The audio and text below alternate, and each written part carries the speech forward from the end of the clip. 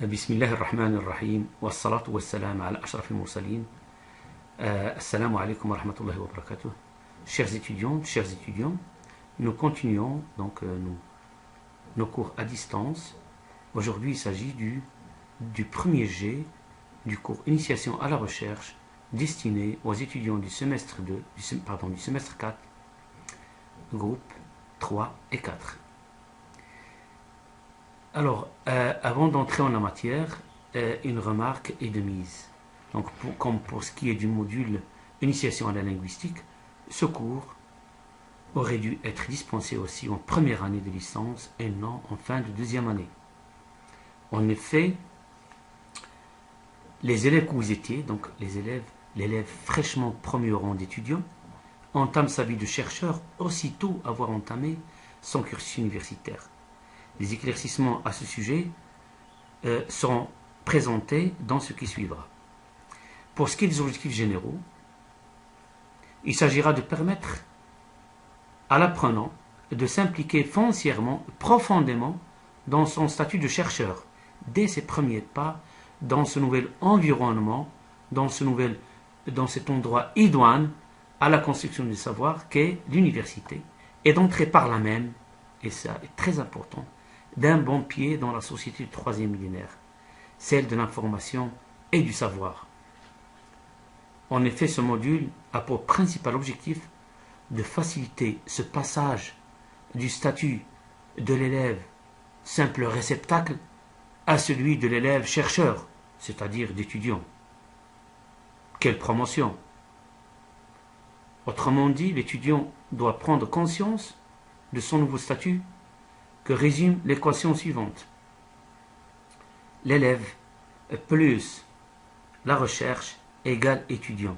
Un étudiant, c'est tout simplement un élève qui a appris à devenir chercheur et à mener des recherches. Pour ce qui est des objectifs spécifiques, nous souhaiterions aider les étudiants dans leur apprentissage technique propre à la recherche d'informations, en vue de développer leur autonomie. L'autonomie, c'est un mot magique, c'est un leitmotiv dans votre vie de chercheur. Donc, quant à la réception de l'information, le tri en temps réel des informations, eu égard au grand flux que permettent les techniques d'information et de communication. Aujourd'hui, l'information est disponible en quantité industrielle. Vous pouvez faire une recherche, chaque fois que vous êtes appelé à faire une recherche, à travers un moteur de recherche par exemple, vous googlez une expression, un concept, un terme, un mot, et vous avez des millions de réponses. Vous n'avez pas le temps de les traiter toutes en temps réel, même si vous y passez une vie. Alors autant opérer un tri, une sélection pour choisir les informations les plus pertinentes, c'est-à-dire relativement au sujet que vous cherchez. Donc la réception d'informations, le tri en temps réel de ces informations, le traitement de cette information et la transformation de ces informations pour créer du savoir.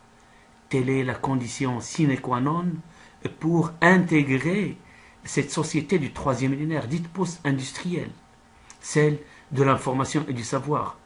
Arrêtons de seulement consommer l'information, il faudrait aussi que nous arrivions à créer du savoir pour avoir droit de citer dans cette société du troisième millénaire. Et puis, la recherche lexicographique, terminologique bien entendu, vous passerez tout votre temps à faire ce genre de recherche. La préparation des examens, des exposés pour l'essentiel. Et puis bien entendu, au bout de la troisième année de licence, du moins pour ce qui restera encore du système LMD, en attendant ce que va donner le bachelor, et la réalisation du projet, vous êtes appelé à réaliser un projet de fin d'études. Ce n'est pas une chose anodine. Le PFE, c'est vraiment votre carte de visite. L'étudiant a beau avoir de très bonnes notes, d'excellentes notes, cela ne suffira jamais s'il n'arrive pas à réaliser un bon projet de fin d'études. Parce que c'est là vraiment sa carte de visite. C'est là où ça va se refléter, sa manière de penser, sa méthodologie, sa manière de rédiger, de synthétiser, de présenter les choses, toute sa personnalité. Et c'est une pièce maîtresse qu'on vous demandera à chaque fois que vous essaierez d'entreprendre des études supérieures, genre master doctorat, ou bien même intégrer le marché du travail. Le PFE est une pièce maîtresse. Alors, nous essaierons de vous préparer, de préparer les jeunes chercheurs que vous êtes à mener à bien terme vos projets de fin d'études, ceci en faisant une bonne revue de la littérature relativement à un domaine, à un sujet, en prenant les approches plurilingues. Et comment les approches plurilingues n'est pas chercheur celui qui fait appel à une seule langue savante pour faire des recherches. Il faut le faire en plusieurs langues. En établissant une bibliographie en parfaite conformité avec un sujet de recherche que vous aurez choisi avec votre directeur ou votre directrice de recherche. En rédigeant leur mémoire de licence, et puis en soutenant, en arrivant à soutenir vos PFE devant un jury spécialisé en la matière. Alors pour ce qui est du contenu, le contenu donc a été revu à la baisse parce que nous n'avons pas assez de temps pour faire vraiment tout ce que nous aurions souhaité faire. Nous allons expliquer brièvement que nous l'avons déjà fait en classe avant cette crise, la crise du coronavirus. Alors, le statut, nous allons essayer de montrer comment se fait ce passage du statut d'élève à celui d'étudiant. Les problèmes rencontrés par les nouveaux étudiants, relativement au vocabulaire général, ou spécifique. Quand je dis terme, donc c'est spécifique. Le mot, c'est la langue générale. Le terme, c'est un peu la langue spécialisée. Déroulement ou bien le technolecte. Déroulement des cours. Alors, nous verrons que une fois arrivé à l'université, il n'y a plus de dictée à faire, mais tout se fera autour d'une interaction entre apprenants et professeurs, entre les étudiants et leurs professeurs, et puis une communication multimodale, multipolaire, et puis de la tutelle à l'autonomie. Les éléments fondamentaux de la recherche, comment construire une problématique en la contextualisant, souligner les objectifs de recherche généraux et spécifiques,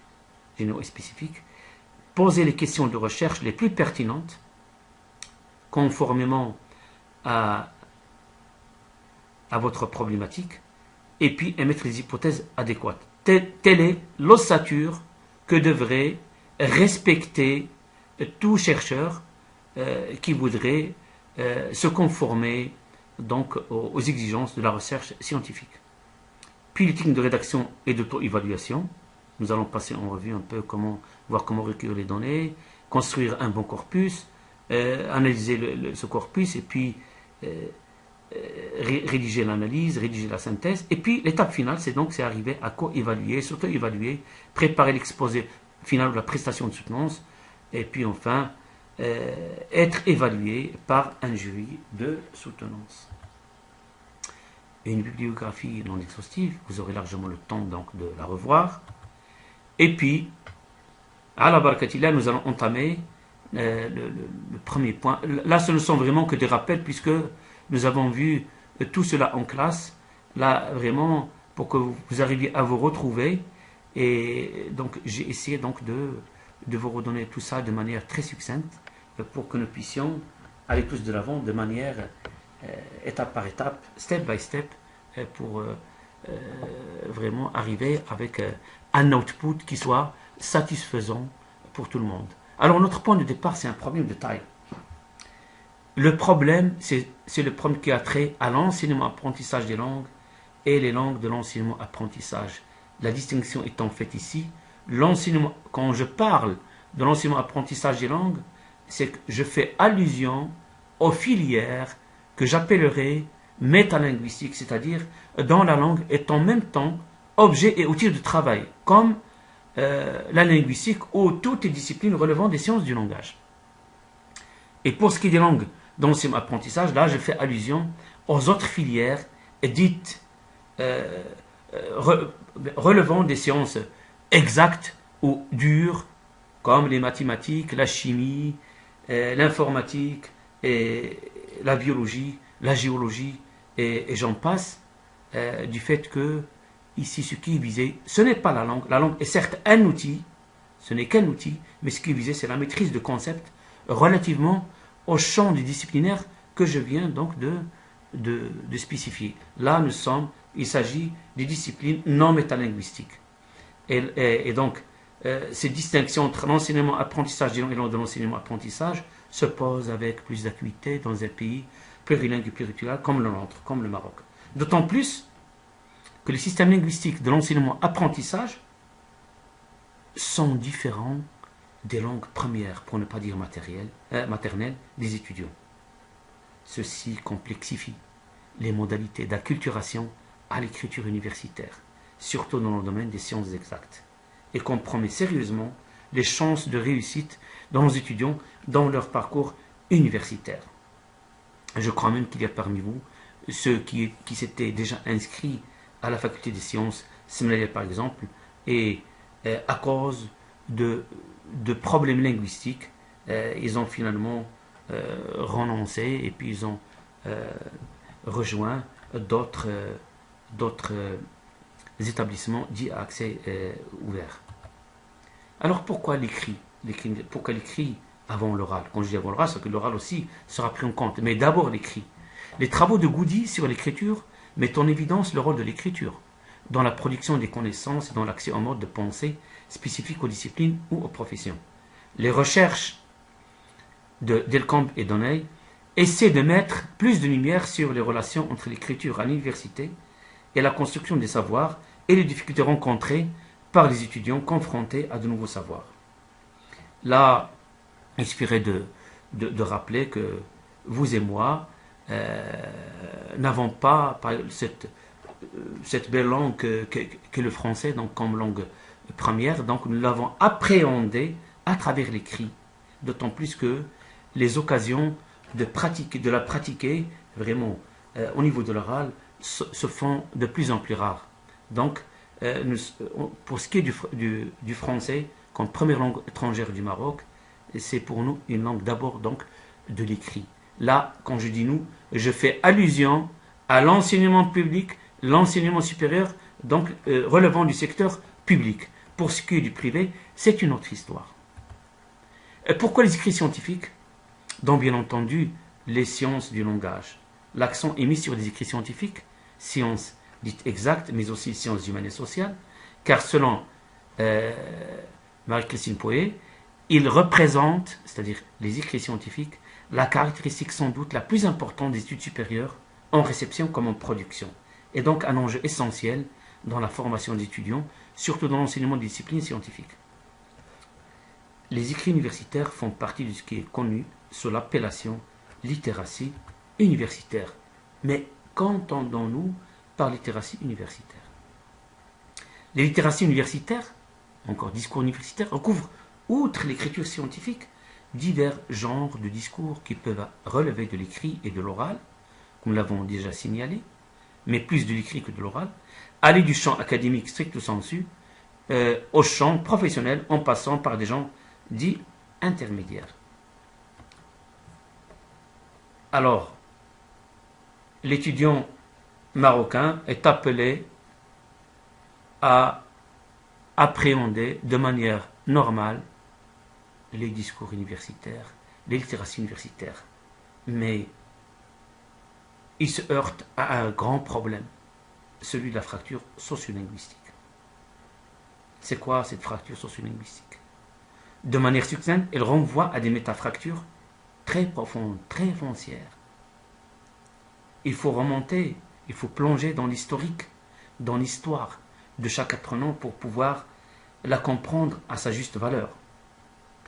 Donc, ces métafractures a commencé par le hiatus, cette rupture, cette discontinuité entre les langues de socialisation des enfants, les langues premières et véhiculaires. Ce sont les systèmes ou les idiomes de leur socialisation dans leurs foyers familiaux. Et là, je fais allusion à la Mazir et ou la Darija.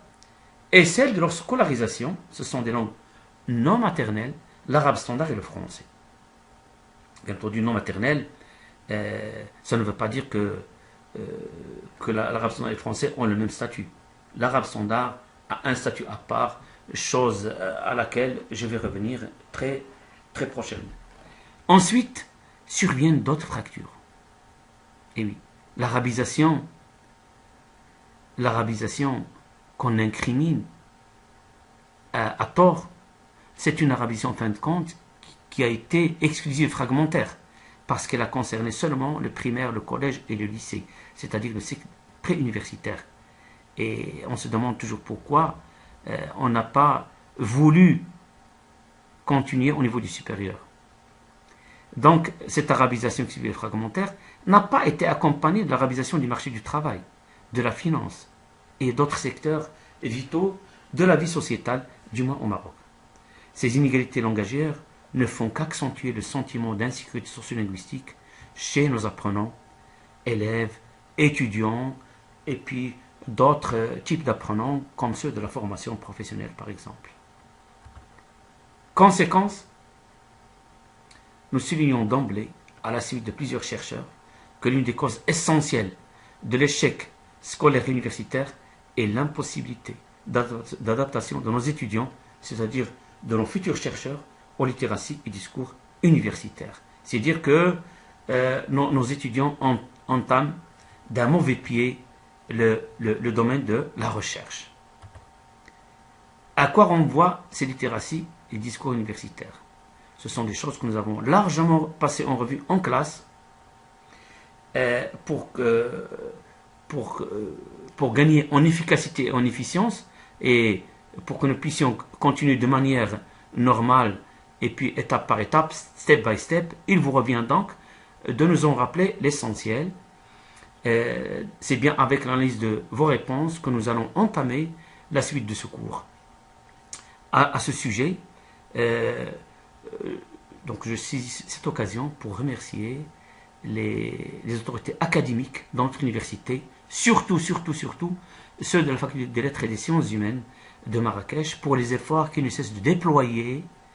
Nous sommes cloîtrés chez nous, mais eux, ils sont là, ils sont là presque 24 heures sur 24 pour qu'il y ait une continuité de ce service public qui est l'enseignement supérieur. C'est grâce à leurs efforts c'est-à-dire que nous sommes en train donc de continuer donc ces cours et cette formation. Je leur demanderai de faire en sorte qu'il y ait que nous puissions donc interagir soit de manière synchrone ou asynchrone. Donc merci à tous, qu'Allah protège toute l'humanité et au plaisir de nous retrouver très très prochainement. Merci beaucoup.